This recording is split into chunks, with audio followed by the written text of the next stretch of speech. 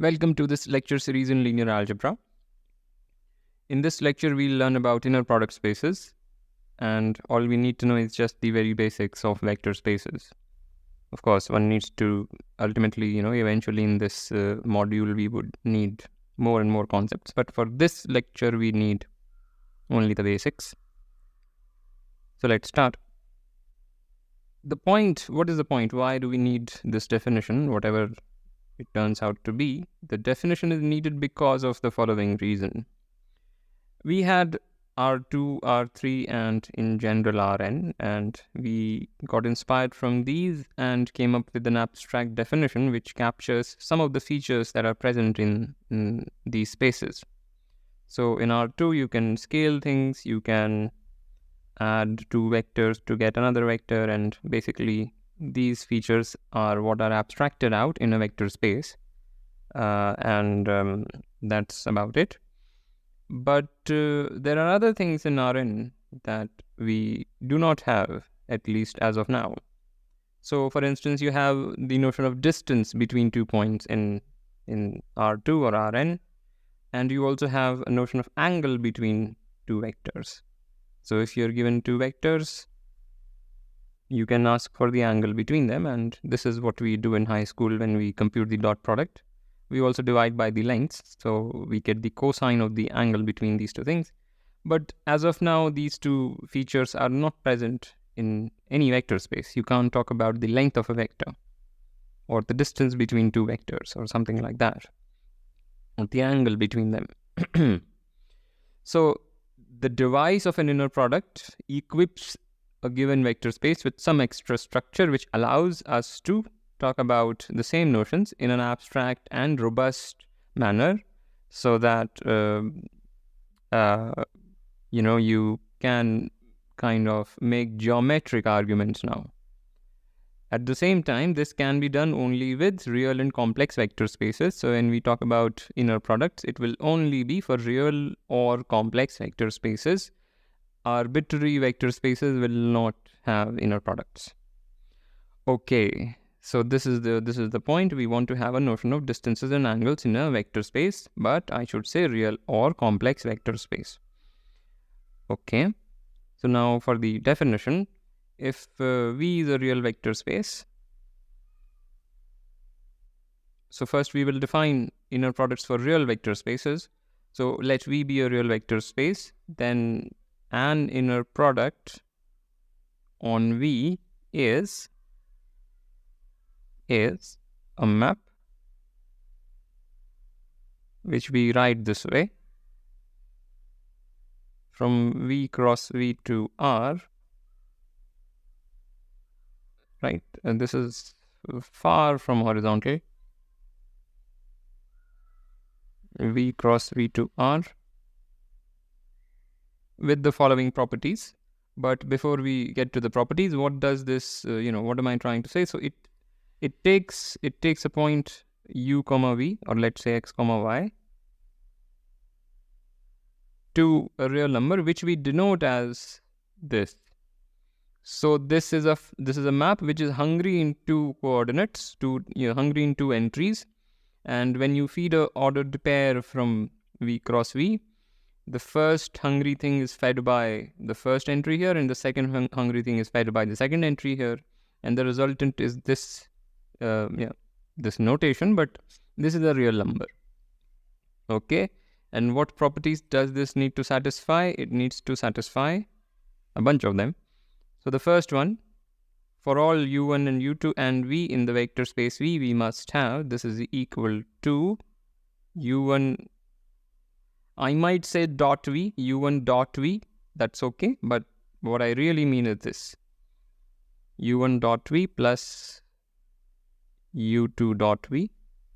Again, this is for all. Okay, so what it says is that there is, okay, let me hold that thought. So we understand this. Now what about the next one? The next one is u comma v1 plus v2 is u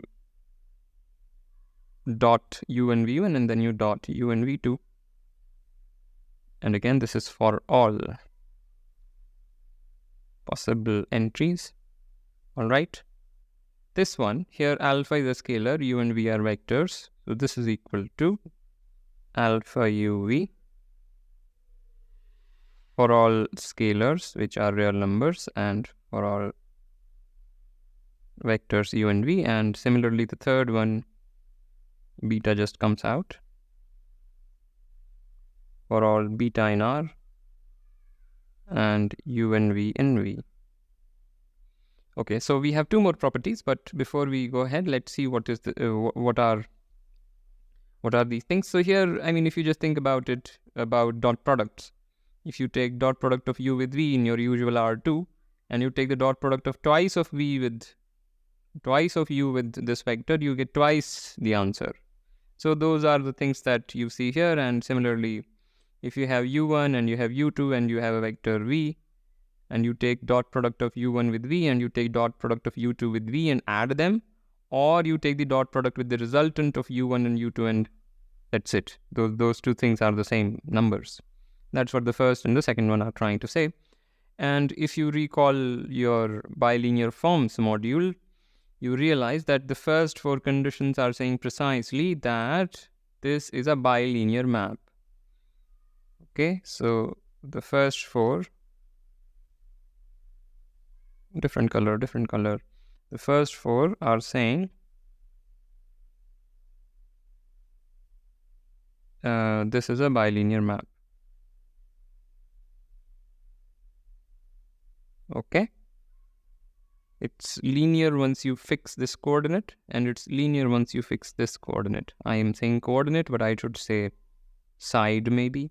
I don't mean to say coordinate. There are no coordinates here. It's an abstract vector space. Okay. All right. What about this thing? So positivity means that this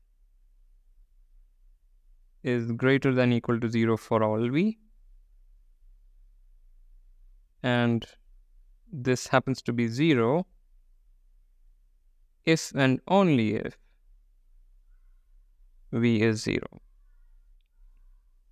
So if v is 0, then this has to be 0 just by this, just by these four things. In fact, as soon as one of the things is 0, this entire thing is 0. I'm sorry, what am I saying? If one of the things is 0, the output is also 0, simply because of bilinearity. If you fix this side, then it becomes a linear map, and as soon as you feed 0 to a linear map, you get 0. Okay. So this implication is following from here, but what about this implication? This is something that we demand. And whenever the dot product of a vector with itself is 0, the vector itself must be 0, and this feature is present in R2. Right? If you have some non-zero vector and you take its dot product with itself, you get a non-zero result. So we are just abstracting that part out. Lastly, we have symmetry. Symmetry just asks that uv is vu. And again, the dot product in R2 is also symmetric. So we are just abstracting that out. And for some reason, I should have... Yeah, okay. So these are the things. These are the 6 properties that we need to mimic the dot product in Euclidean spaces. Okay, this is the definition of an inner product on V. As of now, it is unclear as to why this is sufficient to talk about distances and angles in a vector space, or at least in a real vector space. That will be clear in the course of the next few lectures, but as of now, we will be happy with the definition. What about a complex vector space? So now fix a complex vector space, V. Then an inner product on V is again the same kind of two hungry dots going from V cross V this time to the base field, which is complex numbers. And it also requires 6 properties. The first one remains as it is. It is u1 dot v plus u2 dot v for all u1, u2, The second one again, the same as the real case.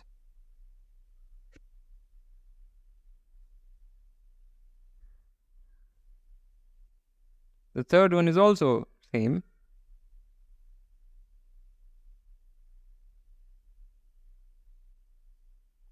But the fourth one is different, which is why I have star marked it. So this is, let's use another color. This is beta conjugate UV for all beta and U and V in V. So every complex number has a conjugate, and that is what, when you have the second entry and you scale, if you try to scale the second entry, then that behaves in this fashion. It doesn't just come out as it is, it comes out with a conjugate. All right. Positivity is as the previous one.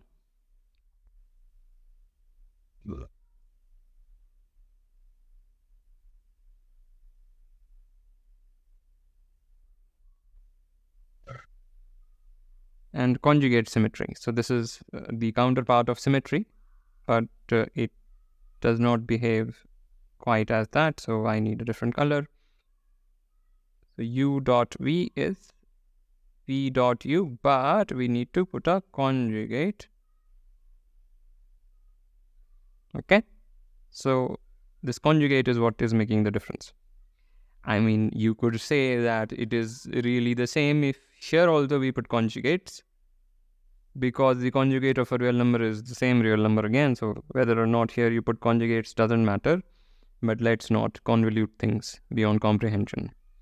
Okay, so we have the definitions of inner products on a real or a complex vector space. It is an abstract device to mimic the notion of distances and angles.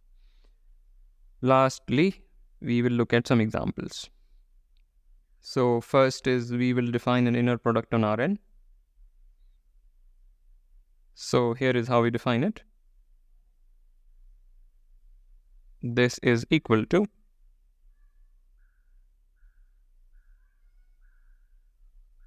that, where of course when we write x we mean this thing in Rn, and similarly for y. And you can easily check that this is an inner product. In fact, we have already seen that this is a bilinear form in our module on bilinear forms. The positivity is clear because if x were equal to y, then you would see a sum of squares. And the sum of squares is 0 if and only if every entry is 0, and that therefore positivity holds. Symmetry is also clear. So this is an inner product on Rn. All right, now we look at an inner product on Cn. So this is the standard inner product. Yeah, I think this has a name. This is called the standard inner product.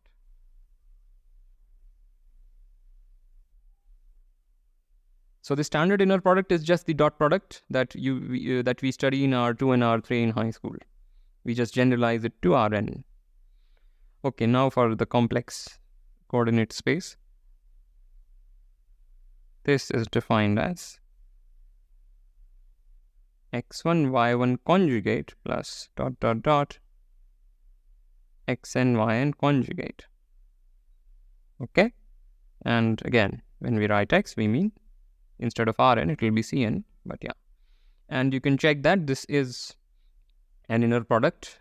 The conjugate symmetry is clear. The all the axioms are clear. You just notice that positivity holds because if x were equal to I, this will be x1 conjugate, which will be modulus of x1 square, and so on. You'll get modulus of xn square, right? So recall that each xi is a complex number, and therefore if we just did not put these conjugates, it wouldn't satisfy positivity. Okay, so this is the standard inner product in Cn.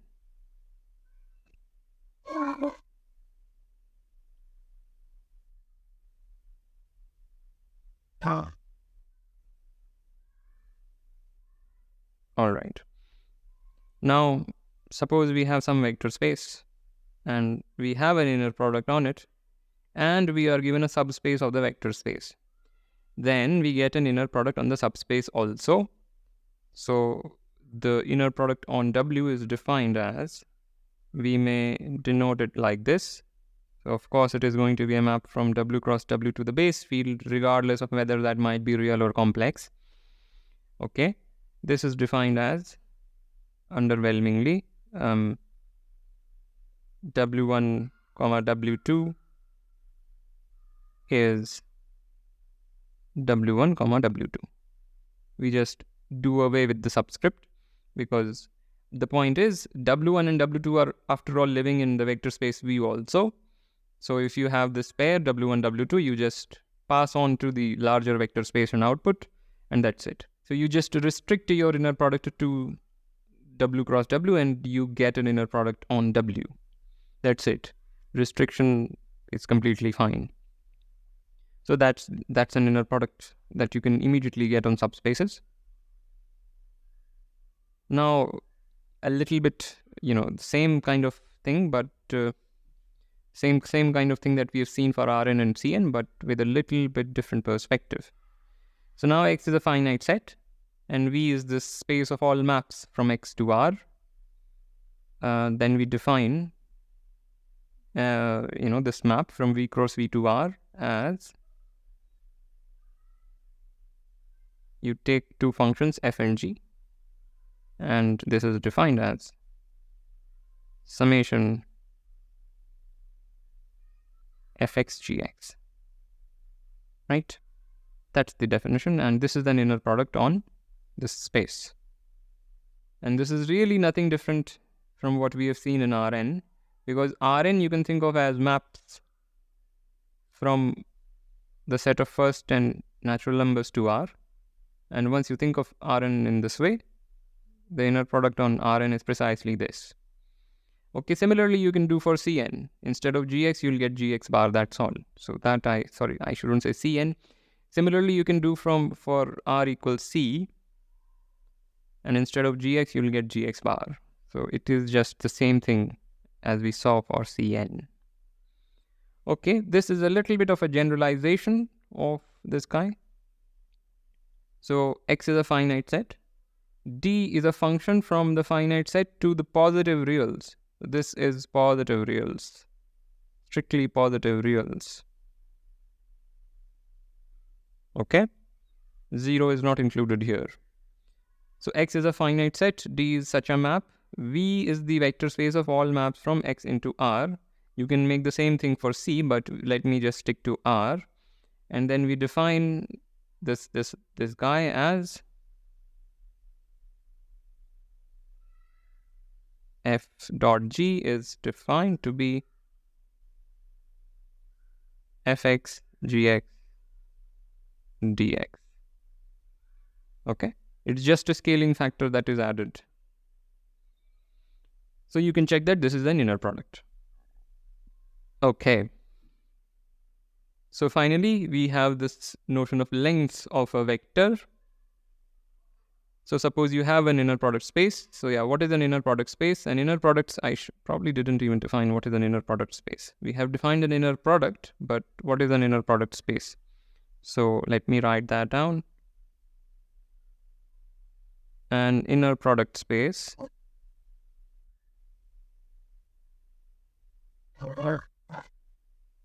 is a real or complex vector space V, or sorry. So an inner product space is, let me write it this way, is a pair V comma two hungry things, where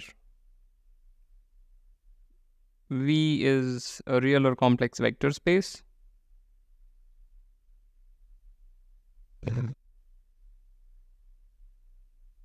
and this guy is an inner product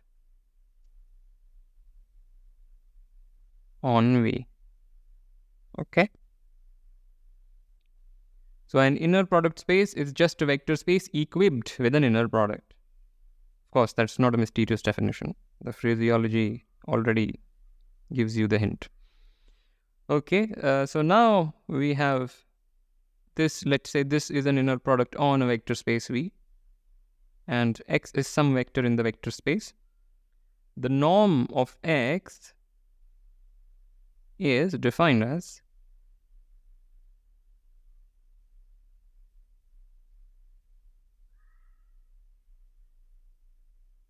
the square root of this.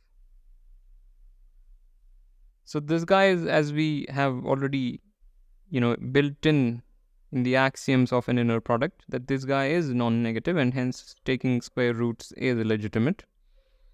Okay, and the norm is defined as this and this number, and this is notated as that. So that is the notation for norm x, and this is precisely the notion of length of a vector in R2. So if you have a vector in R2, let's call that x, then how do you find its length? You take the dot product of it with itself and take the square root, because then what do you get? You get x1 square plus x2 square root, and this is precisely the distance of this point with the origin. Okay, so this is generalizing the notion of distance that we see in R2 and R3 and Rn.